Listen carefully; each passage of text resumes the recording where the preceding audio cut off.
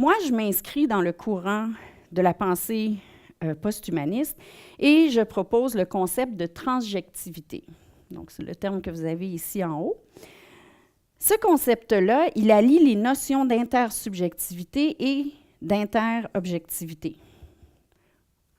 Pendant un bout de temps, j'avais une espèce de terme qui était très compliqué à prononcer, le transsubjectivité. Là, je trouvais que c'était trop compliqué, mais je suis rendue bonne pour le dire, mais j'ai décidé de raccourcir ça, transjectivité, mais ça comprend la transobjectivité et la transsubjectivité.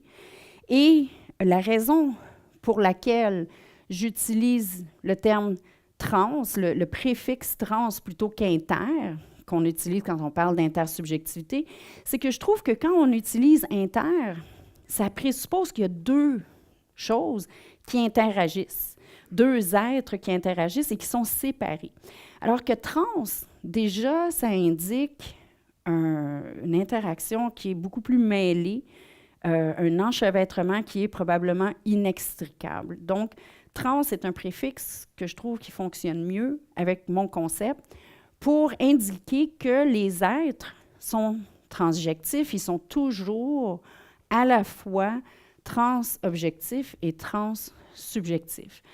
Ce que ça veut dire, c'est que nous sommes des assemblages d'expériences, de conscience, de matérialité, etc.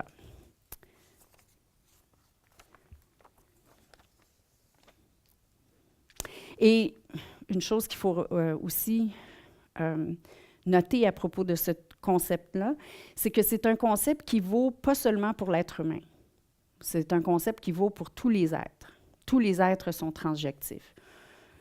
Donc, ça, c'est un élément important à garder à l'esprit à propos de la transjectivité.